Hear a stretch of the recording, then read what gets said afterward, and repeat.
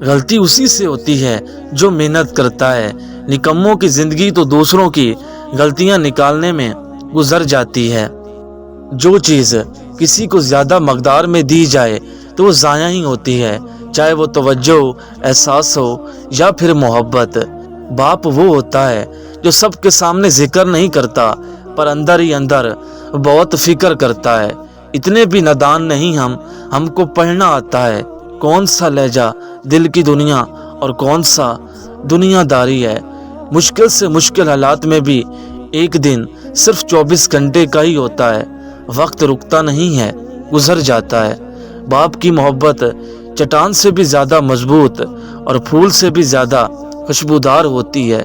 راستہ بدل لینا چاہیے جب آنکھوں کے پیچھے نمی اور مضبوط لفظوں کے پیچھے ٹوٹا ہوا لہجہ کوئی نہ سمجھ سکے۔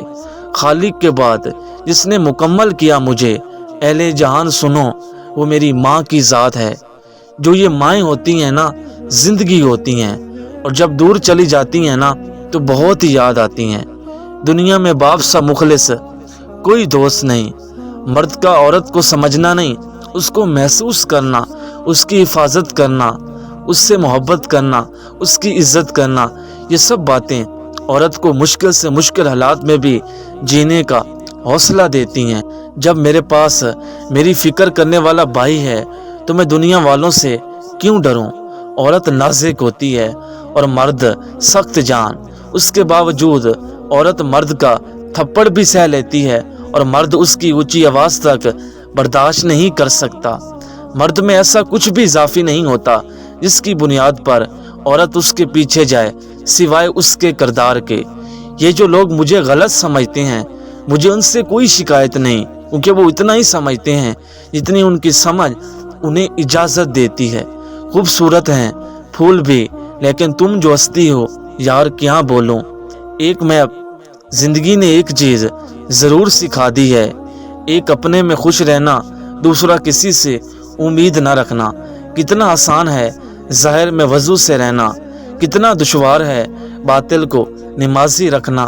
خالی بدن کا مرتبہ پہچان اے آدمی، تیرے لیے خدا نے فرشتے جھکائے ہیں۔ جب طوائف کے قابل نہ رہیں تو طواف کو چل دیے۔ محبت کے خواب صرف انہی کے پورے ہوتے ہیں جو اپنے لیے کچھ طلب نہیں کرتے، جو محبت کرتے ہیں، مانگتے نہیں۔ کسی بے قدر شخص سے کی جانے والی مخلص محبت آپ کو ساری زندگی کے لیے ذہنی مریض بنانے کے لیے کافی ہے۔ رشتے احساس سے بنتے ہیں، رنگ، نسل اور چال دیکھ کر تو جانور خریدے جاتے ہیں۔ جس محبت میں کھونے کا ڈر نہ ہو وہ محبت سچی نہیں ہوتی۔ ہر ٹوٹی ہوئی امید مجھے میرے اللہ سے جوڑتی ہے۔ ہمیشہ الحمدللہ کہیں اور یاد رکھیں آپ کی زندگی لاکھوں لوگوں سے بہتر ہے۔ جب اللہ ناراض ہو تو ہر چیز اداس اور ویران نظر آتی ہے۔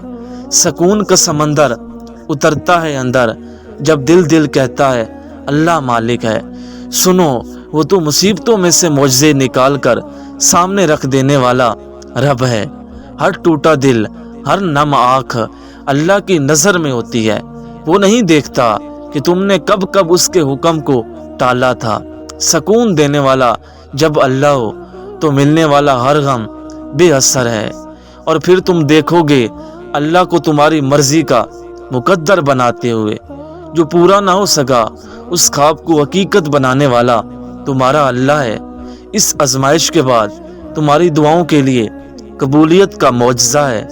جب اللہ انتظار کے ذریعے تمہیں آزماتا ہے تو شیطان دعا پوری نہ ہونے کے وصف سے تمہارے دل میں ڈالتا ہے۔ منزل میں رکاوٹیں لاکھ سہی، اگر اللہ نے لکھا ہے تو مل کر ہی رہے گا۔ بے شک انسان کا بہترین علاج اس کا اللہ کے حضور سجدہ ہے۔ اللہ فرماتا ہے شکر ادا کرو حاصل اور لا حاصل پر، میں شکر کرنے والوں کو ان کے گمان سے بھی زیادہ دیتا ہوں۔ وہ کیسے تمہارے دل کو تڑپتا ہوا چھوڑ سکتا ہے؟ جب اللہ دینے پہ آتا ہے نا تو تمہارے مخالف کو بھی تمہارا وسیلہ بنا دیتا ہے۔ ہم سمجھتے ہیں خدا ہمیں اوپر سے دیکھ رہا ہے، در حقیقت وہ ہمیں اندر سے دیکھ رہا ہے۔ اللہ سب کو جانتا ہے، لہٰذا ان لوگوں کو نظر انداز کریں جو آپ کا فیصلہ کرتے ہیں۔ جس کے ایک کن نے لاکھوں دل جوڑ رکھے ہیں۔ دعا کی قبولیت کی اس سے بہتر نشانی اور کیا ہو سکتی ہے کہ اللہ نے اب تک آپ کا دل دعاؤں میں لگایا ہوا ہے۔ دعا، صبر اور توکل کرو اور پھر دیکھو اللہ تمہاری شمال بھی عطا والوں میں کر دے گا۔ وہ نصیب بھی بدل سکتا ہے، تم دعا تو کرو۔ وہ تقدیر بھی پلٹ سکتا ہے، تم یقین تو کرو۔ اے رب، ہمارے دلوں میں صبر ڈال دے۔ صاف نیت سے مانگا جائے تو اللہ نصیب سے بڑھ کر دیتا ہے۔ جتنا تم میں صبر ہوگا اتنے ہی تمہاری دعا میں اثر ہوگا، اور اللہ خالی ہاتھ لٹانے کے لیے تھوڑی نہ تمہیں اپنے در پر بلاتا ہے۔ وہ اگر تمہاری دعائیں نہیں بدل رہا تو جان لو کہ اس نے اب قبولیت کا ارادہ کر لیا ہے۔ جب ہر طرف اندھیرا تھا تب اللہ ہی میرا تھا۔ آزمائشیں کتنی ہی لمبی کیوں نہ ہوں، صبر کے صلے ہمیشہ خوبصورت ہوتے ہیں۔ وہ عطا کرنے پہ آئے تو چند لمحوں میں بگڑی بنا دے۔ اس کے در پر سکون ملتا ہے، اس کی عبادت سے نور ملتا ہے۔ جو جھک گیا اللہ کے سجدے میں، پھر وہ اسے جو چاہے وہ ضرور ملتا ہے۔ جو خالق کے قناعت سے تعلق مضبوط کر لے، اس کے لیے مخلوق کی بے رخی معنی نہیں رکھتی۔ رسول اللہ صلی اللہ علیہ وآلہ وسلم نے فرمایا، جو بندہ ہر نماز کے بعد آیت الکرسی پڑھے گا وہ مرتے ہی جنت میں داخل ہوگا۔ دعائیں رد کرنے کے لیے اللہ مانگنے کا خیال تمہارے دل میں نہیں لاتا۔ کر کے تیرے کن پہ مولا میں نے بہت سی خواہشیں پال رکھی ہیں۔ دنیادی محبتیں رسوائی کا ذریعہ بنتی ہیں، زندگی میں صرف ذلت لاتی ہیں، اور اللہ کی محبت انسان کو سکون بخشتی ہے، اسے ولیوں کے مقام تک پہنچا دیتی ہے۔ اپنے آپ کو دیکھو کیسے ثابت قدم ہو اتنی آزمائشوں کے بعد، کیونکہ اللہ جانتا ہے میرا بندہ یہ برداشت کر لے گا، اور یقین کرو جلدی تمہاری آزمائش بھی ختم ہو جائے گی۔ کیوں فکر کرتے ہو؟ جو رب تمہارے دل اور لبوں پر دعا کا خیال لا سکتا ہے، وہ تمہارے نصیب میں بھی تمہاری چاہت کو لکھنے پر قادر ہے۔ وہ ماضی نہیں نیتیں دیکھتا ہے، اور جو پاک دل لے کر اس کے روبرو جاتے ہیں وہ ان کی مدد کے لیے پوری کائنات کو وسیلہ بنا دیتا ہے۔ اور مکڑی کے جالے سے بھی کمزور ہیں اس دنیا کے سارے۔